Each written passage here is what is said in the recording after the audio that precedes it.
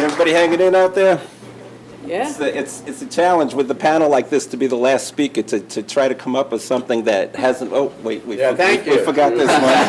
No, there's something we haven't talked about. That's why I love my job, right? Okay, so to come up with something, first of all, let me give a little intro. But actually, before I do that, I just want to address some of the things that the other panelists have discussed. I totally agree that workplace charging is extremely important, that public charging is less important. But as has been identified, the one impediment to widespread adoption of electric vehicle usage now has been cited as range anxiety. So I think as we are still in the early adoption phase of electric vehicles, having some amount of public charging to overcome the perception of range anxiety is important. I don't think we need to be spending millions of dollars to, as Wayne said, putting a DC fast charge every 3 miles on the turnpike or anything like that. But I think some level of public charging is important, and that should be recognized as we are in the early phases. Over time, sure, workplace charging is clearly the way to go. Home charging for those people that can charge at home is the way to go. But having said that, okay, so New Jersey Clean Cities. We are an independent 501c3 nonprofit. We are formally designated by the U.S. Department of Energy as a Clean Cities Coalition. And as you see here, we are the only statewide organization in New Jersey that's exclusively focused on the reduction of petroleum in the transportation sector. And as I'll discuss, that's electric vehicles, that's natural gas, it's idle reduction, reduction of vehicle miles traveled, everything that reduces petroleum in the transportation sector. And for all the reasons that have been cited, energy security, environmental issues, and economic security.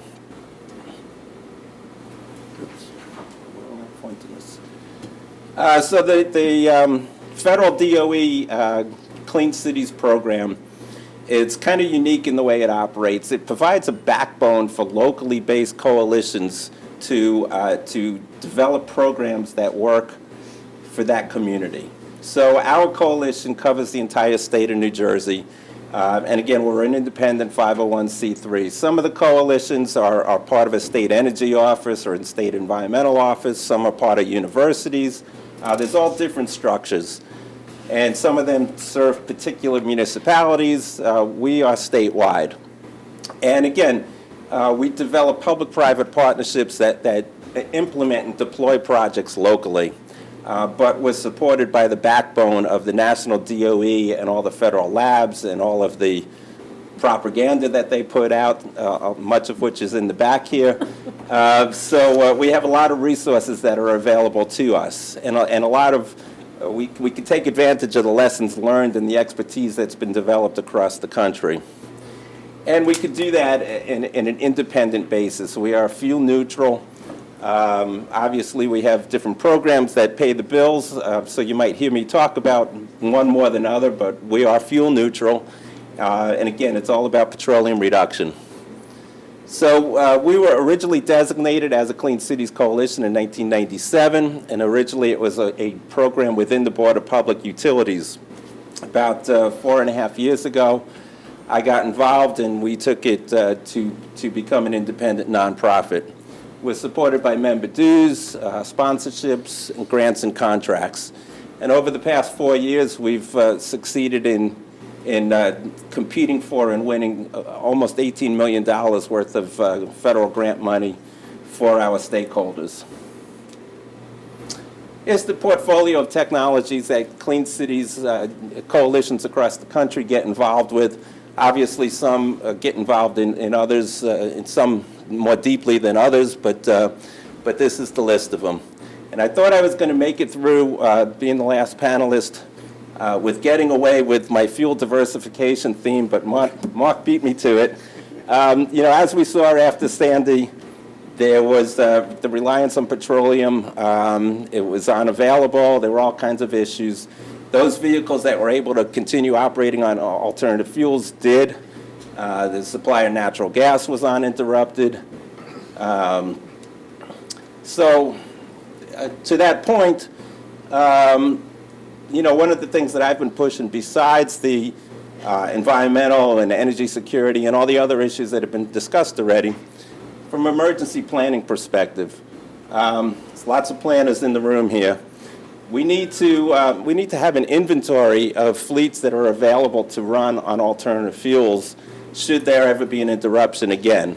So state, municipal, county planners should know what vehicles are out there, what fuels they run on, and what they can do in terms of an emergency. We have a propane-powered fleet that runs up in Sussex County.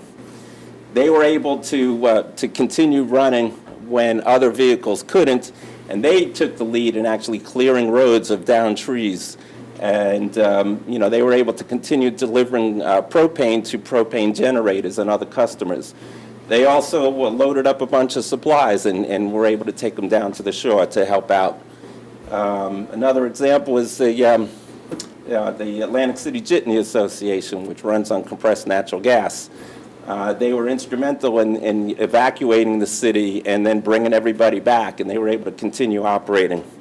And they came very close to having the Port Authority ask them to come up to Staten Island to help out there, but it didn't happen this time. But the point is, we need to know what resources are out there and who can do what. Here's an example of an electric vehicle driving past a closed gas station right after the storm. No gas, no problem. And I particularly love the license plate on this car, which is FOPEC.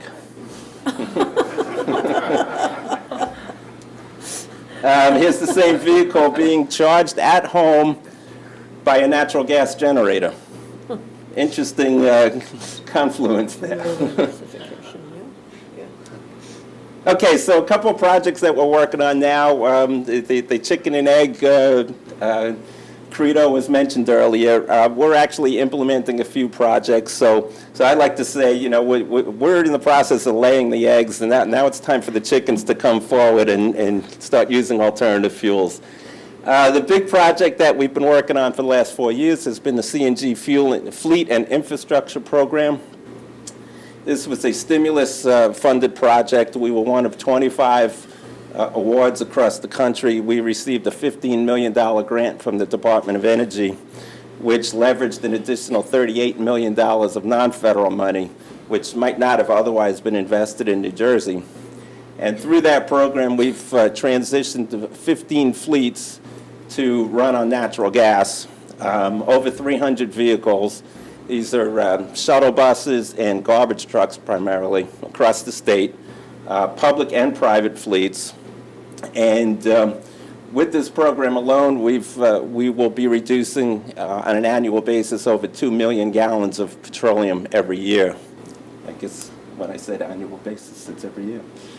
This is an example, a great example of how the Clean Cities program works. It's federal money filtered through a nonprofit entity that further distributes those funds to other public and private entities.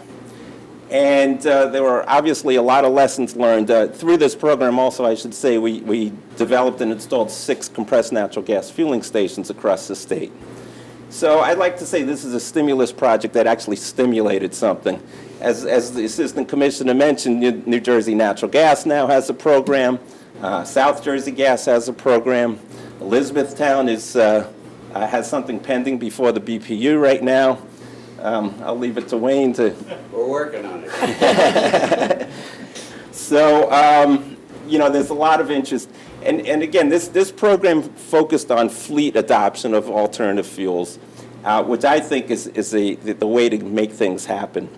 What I would like to see is municipalities and counties, public entities, even private for that matter, that contract out for services, give a bid preference for those fleets that use alternative fuels, and maybe give a further bid preference for those fleets that use alternative fuels, have their own fueling stations, and open those fueling stations to the public. Waste Management is doing this down in Camden now. It's been extremely successful. And some of the other Atlantic City Jitney, Atlantic County Utilities is doing the same thing. So something to think about. Again, with all the planners in the room, let's put that on the table. And again, with the lessons learned through this project, this was really the first widespread alternative fuel infrastructure project in New Jersey. The same lessons that we learned with compressed natural gas could be applied to electric and to other fuels as well.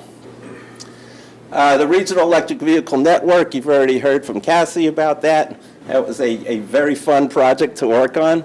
And to see the types of documents that came out of that project after seeing the sausage ingredients that went into it, it was a good project. Lots of good information, and let's take the planning documents and actually put that towards deployment now.